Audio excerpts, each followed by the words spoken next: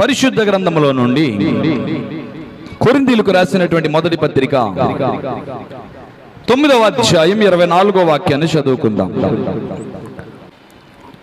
పందెపు రంగమందు పరిగెత్తు వారందరూ పరిగెత్తుదురు గాని ఒక్కడే బహుమానము పొందునని మీకు తెలీదా? అటువలే మీరు బహుమానము పొందునట్లుగా పరిగెత్తుడి. దేవునికి స్తోత్రం. ఈ మాట యొక్క పరమార్థం ఏంటంటే, క్రైస్తవుడు అని పిలువబడేటువంటి వాడు లేదా సంఘము అని పిలువబడేటువంటి వాడు పందెపు రంగములో ఉన్నాడు. ఈ లోకములో క్రైస్తవుడు పరిగెత్తాలి. విశ్వాసి జీవితంలో క్రైస్తవుడు పరిగెత్తాలి. భక్తి జీవితంలో క్రైస్తవుడు పరిగెత్తాలి. ప్రార్థన జీవితంలో క్రైస్తవుడు పరిగెత్తాలి. అసలు సంఘం అంటేనే పరిగెత్తేదిగా ఉండాలి.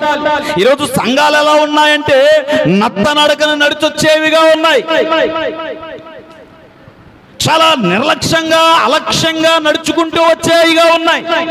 అంటే నడుచుకుంటూ రావడం అంటే ఇంటి దగ్గర నుంచి చర్చకు వచ్చేది అనుకుంటున్నారేమో. అది కాదు నేను చెప్పేది. విశ్వాస జీవితాన్ని కాపాడుకోవడంలో నత్తనడక, ప్రార్థనా జీవితాన్ని పెంపొందించుకోవడంలో నత్తనడక, పరిశుద్ధమైన జీవితాన్ని కాపాడుకోవడంలో నత్తనడక, క్రైస్తవునిగా దేవుని సాక్షిగా బ్రతకడంలో నత్తనడక. ఇలాంటి జీవితాన్ని నేటి చాలా సంఘాలు కలిగి ఉన్నాయి. అందుకే నేటి సంఘానికి కూడా అవసరమయ్యే రీతిలో ఆనాడే మాట్లాడాడు అపోస్తలుడైనటువంటి పౌలు గారు. ఈరోజు ఈ వాక్యం వింటున్న ప్రియ దేవుని సంఘమా, ఇక్కడున్న మనం అందరం పరిగెడతాం. ఈ యూట్యూబ్ లో వాక్యం వీక్షిస్తుంటే వారు కూడా పరిగెడతారు. దేనికోసం పరిగెడతారు? ఒకడు చదువు కోసం పరిగెడతాడు, ఒకడు ఉద్యోగం కోసం పరిగెడతాడు, ఒకడు వ్యాపారం కోసం పరిగెడతాడు, ఒకడు కుటుంబం కోసం పరిగెడతాడు, ఒకడు బిడ్డల కోసం పరిగెడతాడు. అంటే ప్రతి ఒక్కరు, స్త్రీ అయినా పురుషుడైనా, ఏ కుటుంబంలో వ్యక్తి అయినా ఏదో ఒక దాని కోసం ఖచ్చితంగా పరిగెడతాడు. అయితే కుటుంబం కోసం పరిగెట్టడం తప్ప అండి అంటే తప్పు కాదు. బిడ్డల కోసం పరిగెత్తడం తప్పు కాదు. ఉద్యోగం కోసం పరిగెట్టడం తప్పు కాదు. చదువు కోసం పరిగెత్తడం తప్పు కాదు. ఆ పరుగులన్నీ సమంజసమే. అయితే ఆధ్యాత్మిక జీవితములో నీ పరిగెలా ఉంది? ఆత్మీయ జీవితములో నీ పరిగెలా ఉంది? నీ బాహ్య సంబంధమైన జీవితం కోసం, నీ వ్యక్తిగత జీవితం కోసం, నీ కుటుంబ జీవితం కోసం పరిగెత్తడం మంచిదే. అట్ ద సేమ్ టైం దేవుని కోసం కూడా పరిగెడుతున్నావా? వాక్యం కోసం కూడా పరిగెడుతున్నావా? భక్తి జీవితం కోసం కూడా పరిగెడుతున్నావా? ప్రార్థనా జీవితం కోసం పరిగెడుతున్నావా? పరిశుద్ధత కోసం పరిగెడుతున్నావా? అది ఈ పూట నేను మీ ముందుంచే ప్రశ్న. అంచేత ప్రియ దేవుని సంఘమా, నేను చెప్పే సువార్త ఏంటంటే కుటుంబం కోసం పరిగెత్తాలి, వ్యక్తిగత జీవితం కోసం పరిగెత్తాలి. వ్యక్తిగతంగా ఎదగడం కోసం, కుటుంబంలో ఆశీర్వాదం పొందడం కోసం, మనము మన బిడ్డలు ఉన్నతమైన స్థానంలో నిలబడడం కోసం పరిగెత్తాలి. అయితే ఆ పరుగుతో పాటు ఇంకొక పరుగు ఉంది.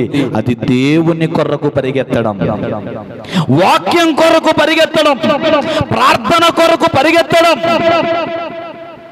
విశ్వాస జీవితాన్ని కాపాడుకోవడం కొరకు పరిగెత్తడం, ఇంకొంతమందిని రక్షించడం కోసం పరిగెత్తడం, ఇంకొంతమందికి యేసును పరిచయం చేయడం కోసం పరిగెత్తడం, ఇంకొంతమందికి వాక్యాన్ని తెలియజేయడం కోసం పరిగెత్తడం. ఈరోజు నీ పరుగు ఎటువంటిది? అవసరాల కోసం పరిగెడతాం, అక్కర్ల కోసం పరిగెడతాం, శ్రమలు వస్తే పరిగెడతాం, కష్టం వస్తే పరిగెడతాం. మరి దేవుని కొరకు పరిగెడుతున్నామా?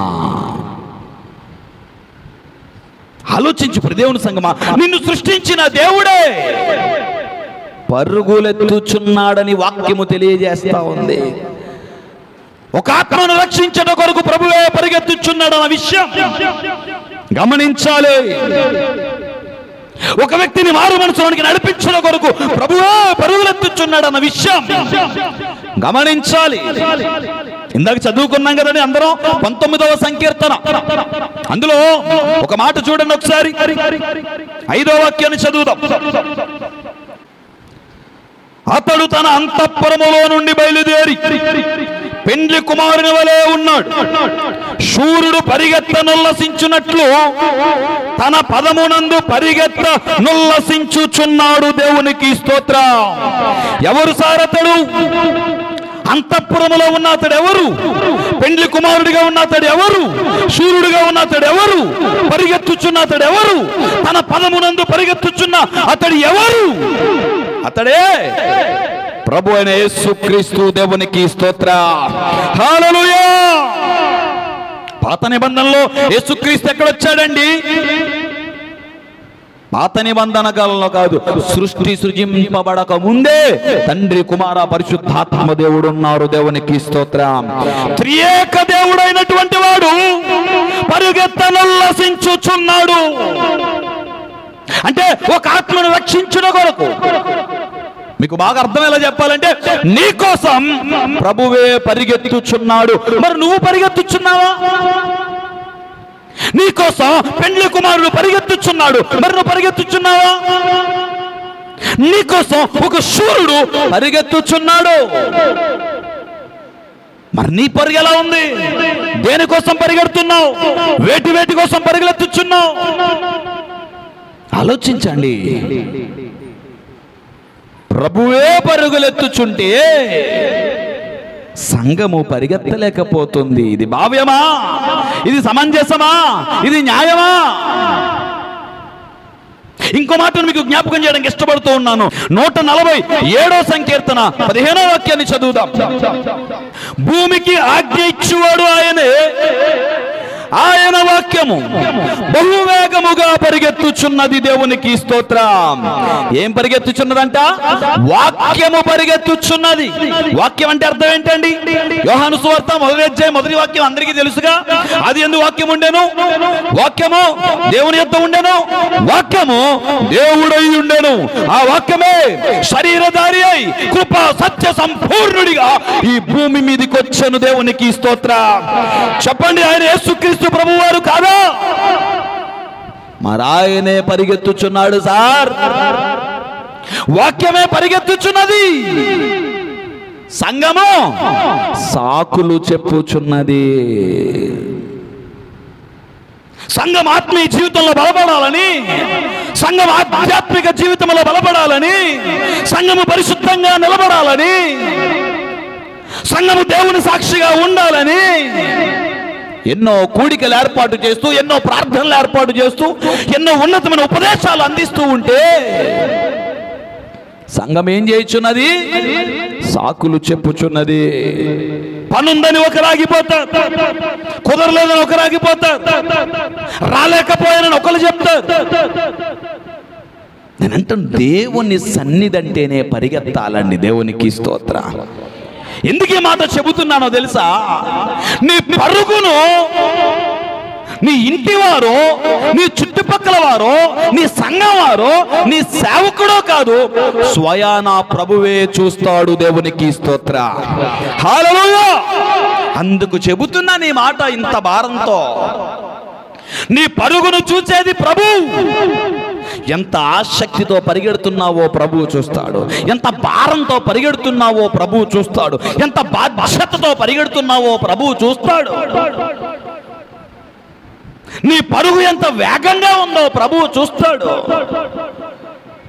ఇక్కడ వాక్యంలో రాయబడింది, బహువేగముగా పరిగెత్తుచున్నదంట దేవుని వాక్యము. మరి నీ పరుగులో వేగమెంత?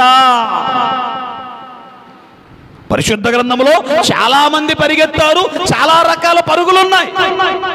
సమయాన్ని బట్టి కొన్ని పరుగులు మీ ముందుంచే ప్రయత్నం చేస్తా.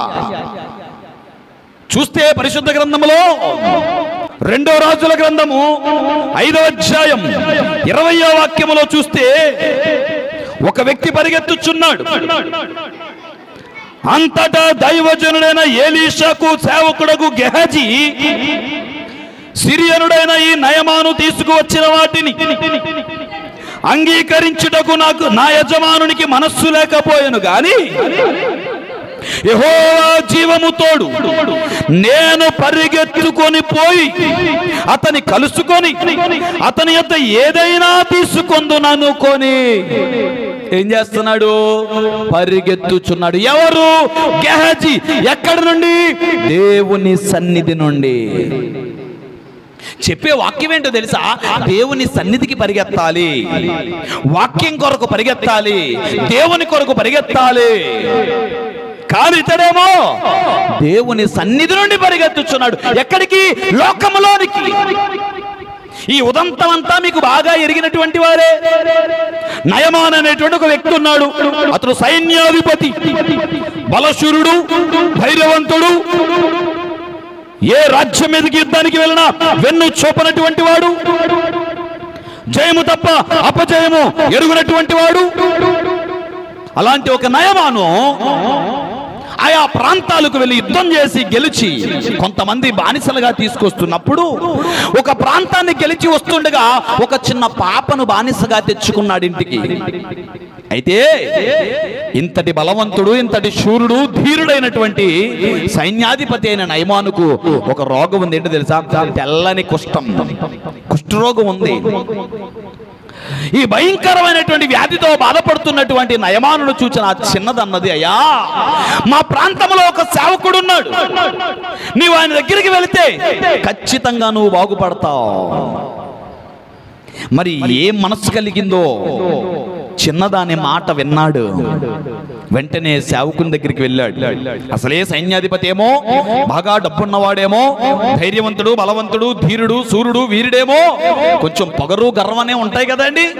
ఆ పొగరుతోనే, ఆ గర్వంతోనే సేవకుడి దగ్గరికి వెళ్ళి, ఏమయ్యా సేవకుడా, బయటికి రా, నా మీద చేసి ప్రార్థన చేస్తే నా రోగం పోవాలా అన్నాడు. సేవకుడు అంటే ఎవరండి? దేవునికే దాసుడు. దేవునికి స్తోత్రం, హల్లెలూయా. దేవునికి ప్రజలకు మధ్యవర్తి. నువ్వెంత బలవంతుడు అయితే ఏంటి, ఎంత శూరుడు అయితే ఏంటి, ఎంత గనుడు అయితే ఏంటి, సేవకుడు ఇక్కడ పొగరు అనగాలంటే, గర్వం పోవాలంటే, పక్కన చెరువు కనబడుతుందా? కనబడుతుంది. వెళ్ళి దాంట్లో 7 సార్లు ములుగు అన్నాడు. కోపంతో రగిలిపోయాడండి. నేనే వస్తే బయటికి రాడా? నేనే వస్తే కనీసం దగ్గరకు వచ్చి చెయ్యేసి ప్రార్థన చేయడా? అక్కర్లొద్దు, నాకేం వెళ్ళిపోతా. ఎవరికి నష్టం అండి? వెళ్ళిపోతే ఎవరికి నష్టం? వాక్యాన్ని నిర్లక్ష్యం చేస్తే ఎవరికి నష్టం? దేవుని సన్నిధి నిర్లక్ష్యం చేస్తే ఎవరికి నష్టం? ప్రభువునే ప్రక్కన పెట్టేస్తే ఎవరికి నష్టం? నడిపించు నానావా నడిచంద్రమును దేవా అనే పాటలో ఒక చరణం ఉందిగా, ప్రభు మార్గము విడచితిని, ప్రార్థించుట మానితిని, ప్రభు వాక్యము మరచితిని, పరమార్థము మరచితిని. వాక్యాన్ని విడిచిపెట్టేశాం, ఆయన మార్గాన్ని విడిచిపెట్టేశాం, ప్రార్థన మానేశాం, పరమార్థాన్ని కూడా మర్చిపోయాం. ఎవరికి నష్టం? ఆఖరి లైన్లో ఉంటుంది ఆ చరణంలో, బలహీనుడనై ఇప్పుడు పాటింతు నీ మార్గం, బలహీనుడనై ఇప్పుడు పాటింతు నీ మాట. మరి ముందే పాటించుంటే అసలు బలహీనుడు అయ్యే అవకాశమే లేదుగా. అది కదా నేను చెప్పే సువార్త. వాక్యాన్ని పాటించగే, వాక్యాన్ని ఆచరించగే, దేవుని మార్గంలో నడవకే కదా ఈరోజు క్రైస్తవులు బలహీనపడిపోతున్నారు, ఆధ్యాత్మిక ఆత్మీయ జీవితంలో పడిపోతూ ఉన్నారు, దేవుని సన్నిధికి దూరం అయిపోతూ ఉన్నారు. అంత బలహీనుడు అయిపోయే పరిస్థితి తెచ్చుకోవద్దు బిడ్డ. నష్టం ఎవరికి? మనకే. మనమే బలహీన పడిపోతాం. చాలాసార్లు చెబుతుంటాను కదా, కప్ప బావి మీద కలిగితే, బావి మీద కోపగిస్తే ఎవరికి నష్టం? బావికా, కప్పకా? మరి మనం దేవుడి మీద కోపగిస్తే, మనం సంఘం మీద కోపగిస్తే, మనం సేవకుల మీద కోపగిస్తే ఎవరికి నష్టం అండి? ఎవరు బలహీన పడిపోతారండి? మనమే. అయితే పక్కనున్నవాడు చెబుతున్నాడు, అయ్యా ఆయన గొప్ప దైవజనుడు, ఆయన మాట వింటే ఖచ్చితంగా గొప్ప కార్యం జరుగుద్ది, అద్భుత కార్యాలు జరుగుతాయి. మరలా ఏం మనస్సు మారిందో ఏమో, వెళ్ళాడు 7 సార్లు ములిగాడు, తన రోగమంతా పోయింది. దేవునికి స్తోత్రం. గొప్పవాడా, దైవజనుడా, ఘనుడా. ఇందాకేమన్నాడు? అత్త బయటికి రావా? ఇప్పుడేమంటున్నాడు? గొప్పవాడా, ఇదిగో నీకోసం అత్యంత విలువైన ఖరీదైనటువంటి బహుమానాలు తీసుకొచ్చానన్నాడు. సేవకుడు అంటాడు, నాకు అవేం అక్కర్లేదు, పట్టుకుపో అన్నాడు. నాకు ఏమది, పడిపో. మళ్ళీ ప్రార్థన చేసుకుంటున్నాడు. వెనక్కి తిరిగి వెళ్ళిపోతున్నాడు నయమాను. వెళ్ళిపోతుంటే ఈ ఏలీషా వద్దని చెప్పాడు కదా, ఆ మాట ప్రక్కనే ఉండి విన్నాడు గెహజీ. ఇప్పుడు అనుకుంటున్నాడండి గెహజీ, మీరు చదివిన మాట అది.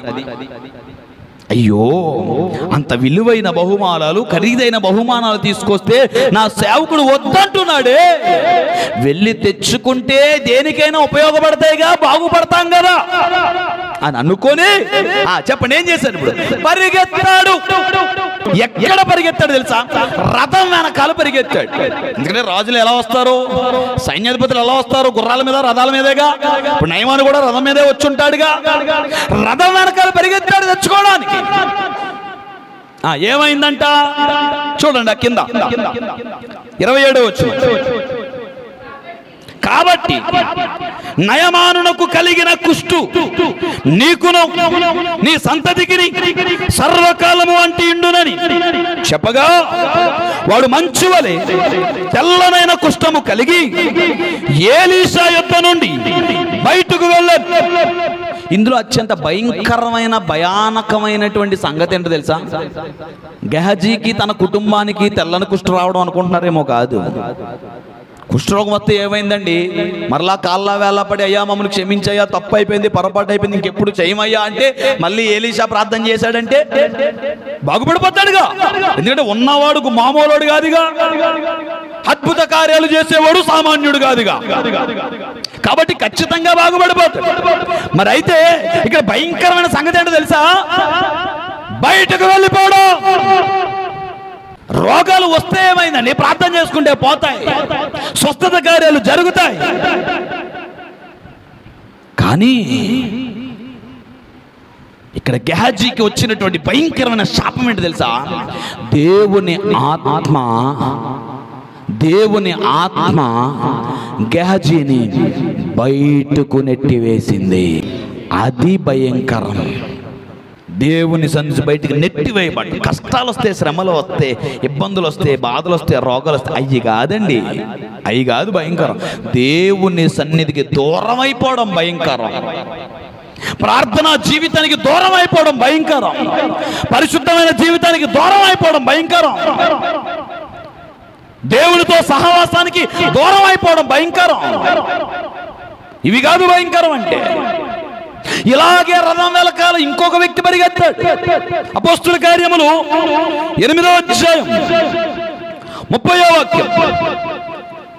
ఫిలిప్పు దగ్గరకు పరిగెత్తుకొని పోయి అతడు ప్రవక్త అయిన యెషయా గ్రంథము చదువుచుండగా విని, నీవు చదువునది గ్రహించుచున్నావా అని అడుగగా, దేవునికి స్తోత్రం. ఇతడేం చేస్తున్నాడంట? ఇతడు కూడా పరిగెత్తుచున్నాడంట. ఇందాక గెహజీ ఏం చేశాడు? పరిగెత్తాడు. ఇప్పుడు ఫిలిప్ ఏం చేస్తున్నాడు? పరిగెత్తుచున్నాడు. ఒకానొక దినమున ఫిలిప్ అనేటువంటి ఒక సేవకుడు ప్రార్థన చేసుకుంటుండగా దేవుని ఆత్మ మాట్లాడుతుంది ఫిలిప్పుతో. ఈ మాట చాలా జాగ్రత్తగా గ్రహించాలి. దేవుని ఆత్మ మాట్లాడుతుంది. ఏమని? ఫిలిప్పు, కందాకే కింద పని చేసేవాడు, ఆమె యొక్క ధనాగారం అంతటికి పైనున్నటువంటి వాడు, నపుంసకుడైనటువంటి వాడు, ఐథియోపియుడు రథం మీద ప్రయాణం చేస్తున్నాడు. అతను యెషయా గ్రంథం చదువుచున్నాడు. నీవు పరిగెత్తుకొని పోయి అతనికి దేవుని యొక్క వాక్యమును బోధించుమని ఆత్మ చెప్పిన మాటకు లోబడి ఏం చేశాడంట? పరిగెత్తాడంట. ఎవరతడు? సేవకుడు. సేవకుడు ఏం చేస్తున్నాడు? పరిగెత్తుచున్నాడు. సంఘం ఏం చేస్తుంది? పరిగెత్తుచుందా? అదే కదా ఈ పూట నా ప్రశ్న. క్రైస్తవుడంటేనే పరిగెత్తేవాడు కదా. ఇందాక గెహజీ ఎక్కడ పరిగెత్తాడు అన్నాను? రథం వెనకాల పరిగెత్తాడు. ఫిలిప్పు కూడా రథం వెనకాలే పరిగెత్తాడు. దేవునికి స్తోత్ర. అతడు రథము వెనుక పరిగెత్తుకొని పోయి అతన్ని కలుసుకొని అతనితో మాట్లాడి యెషయా గ్రంథాన్ని వివరించి ఆ క్షణమే అక్కడే అప్పుడే అతనికి బాప్తిసం ఇచ్చాడు. దేవునికి స్తోత్ర. మరి ఇతడికి ఏం జరిగింది? చదవండి కింద 39వ వచనం. వారు నేలలో నుండి వెడలి వచ్చినప్పుడు ప్రభువాత్మ ఫిలిప్పును కొనిపోయెను. దేవునికి స్తోత్రం. The spirit of the Lord caught away Philip. దేవుని ఆత్మ ఫిలిప్పును కొనిపోయింది. ఇద్దరూ పరిగెత్తారు. ఇద్దరూ రథం వెనకాలే పరిగెత్తారు. ఇద్దరి దగ్గరికి దేవుని ఆత్మే వచ్చింది. కానీ ఒకరిని నెట్టి వేసింది, ఒకరిని పట్టుకుపోయింది. నువ్వే బ్యాచ్? నువ్వే బ్యాచ్? ఎందులో ఉన్నావు నువ్వు? గెహజీ వలె పరిగెడితే నెట్టివేయబడతావు. జాగ్రత్త. ఫిలిప్పులో పరిగెడితే కొనిపోబడతావు. దేవుని కొరకు ప్రయాసపడితే, దేవుని సన్నిధికి పరిగెడితే, వాక్యం కోసం పరిగెడితే దేవుని ఆత్మ నిన్ను తీసుకెళ్తుంది. ఉన్నతమైన స్థానంలోనికి తీసుకెళ్తుంది. ఉన్నతమైన ఉపదేశంలోనికి పట్టుకెళ్తుంది. నీ జీవితాన్ని, కుటుంబాన్ని బాగు చేస్తుంది. ప్రత్యేకమైన స్థానంలో నిలబడుతుంది. లేదు అనవసరమైన వాటి కోసం పరిగెడుతున్నావా? లోకం కోసం పరిగెడుతున్నావా? వ్యర్థమైన వాటి కోసం పరిగెడుతున్నావా? జాగ్రత్త బిడ్డా. శాపం అంటే కష్టాలు, శ్రమలో, ఇబ్బందులు, రాగాలు అనుకున్నావేమో కాదు. అవన్నీ అందరికీ వస్తాయి, పోతాయండి. భయంకరమైన విషయం ఏంటంటే దేవుని సంధి నెట్టివేయబడ్డం భయంకరమైన విషయం. అలాంటి పరిస్థితి ఈరోజు క్రైస్తవుడికి రాకూడదని ఈ మాటలు తెలియజేయడానికి ఇష్టపడుతున్నాను. దేవునికి స్తోత్ర. హల్లెలూయా.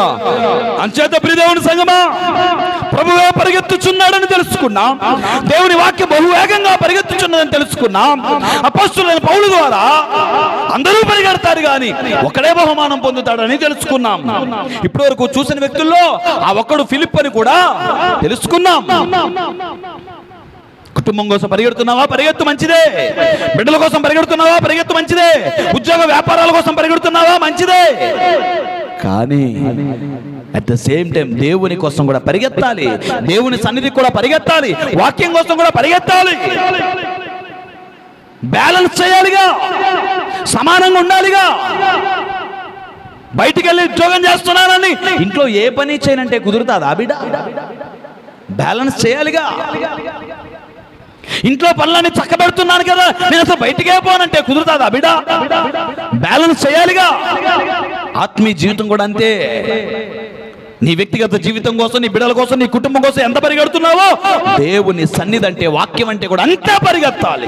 బ్యాలెన్స్ చేయాలి. ఆ పరుగునే ప్రభువు చూస్తాడు. ఇందాక ఒక మాట చెప్పాను, నీ చుట్టుపక్కల వారో, నీ ఇంటి వారో, నీ సేవకుడో, నీ సంఘమో కాదు, స్వయాన ప్రభువే చూస్తాడు నీ పరుగును. చూసాడా లేదా? గెహజీ పరుగును చూసాడా? చూశాడు.